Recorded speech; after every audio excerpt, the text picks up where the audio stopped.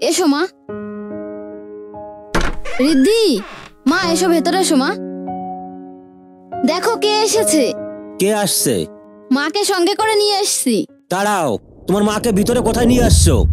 সাথী, তোমার মাকে নিয়ে বাইরে যাও। রিদ্ধি, এটা তুমি কি বলছো? তুমি ভুলে যাও না, উনি আমার মা হন।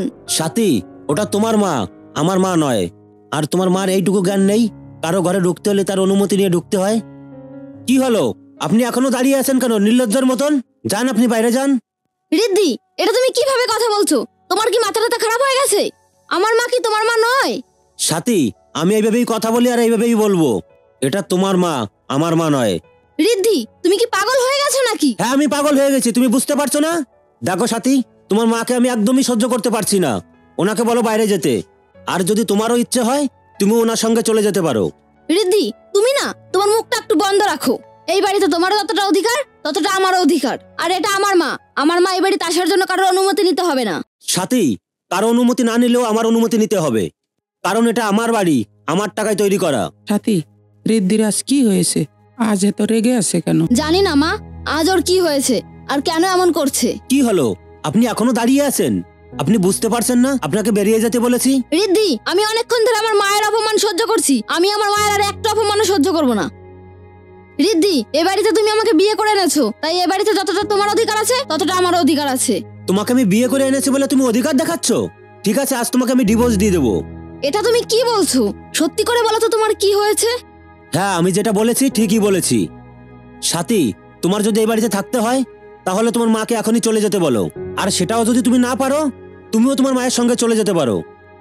রিদ্ধি, আমি তোমার বাড়ি থেকে চলে যাব, কিন্তু আমি জানতে চাই আমার দোষটা কি বলো। মা, দোষটা আপনার নয়, আপনার মেয়ের। এটা কি বলছো রিদ্ধি তুমি?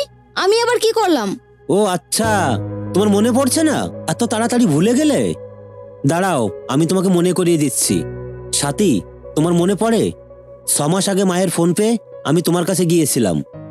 মা, আমার মা বাবা গ্রাম থেকে অনেকদিন পর আমাদের বাড়িতে আসতে চেয়েছিল। আপনি আপনার মেয়ের কাছেই শুনুন আমার মা বাবার কথা বলার পরে সাথী আমার সঙ্গে কি ব্যবহার করেছিল।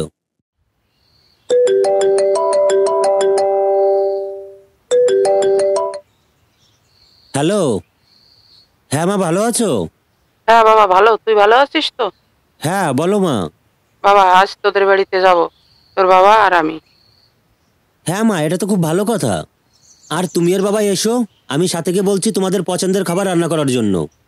আচ্ছা বাবা, বৌমাকে বলিস। ঠিক আছে মা, রাখছি।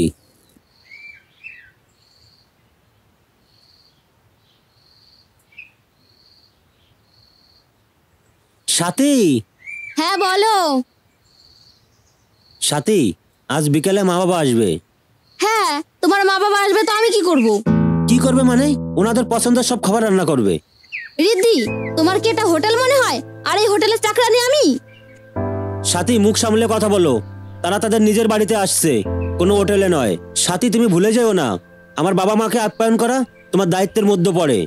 সাথী, তারা আসলে তাদের আদর করবে, ভালোবাসবে, তাদের ভালো মন্দ রান্না করে খাওয়াবে, এগুলো তো তোমার দায়িত্ব।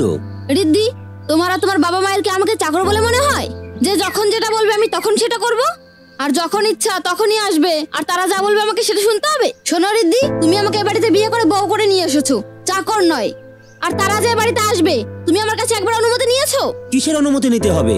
এই বাড়িতে আমার যতটা অধিকার আছে তাদেরও ততটা অধিকার আছে। আর এখানে আসার জন্য কারো অনুমতি দরকার নেই। দেখো রিদ্ধি, তোমার যদি এই ইচ্ছা থাকে তাহলে তাদেরকে কোনো ধর্মশালায় রেখে আসো, আমি তাদের জন্য কিছু করতে পারবো না। এগুলো তুমি কি বলছো সাথী? তারা আমার বাবা মা, তাদের আমি ধর্মশালায় রেখে আসবো? হ্যাঁ, তোমার বাবা মা বলে কি আমি তাদের মাথায় করে রাখবো নাকি? দেখো রিদ্ধি, আমার মাথা খারাপ করো না, এখান থেকে যাও। সাথী, কথাগুলো মনে রেখো।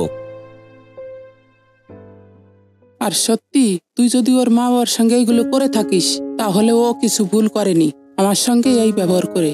তুই আসলে ওর মা বাবার সঙ্গে ভালো ব্যবহার করিসনি, এটা তোর চরম অন্যায় ছিল।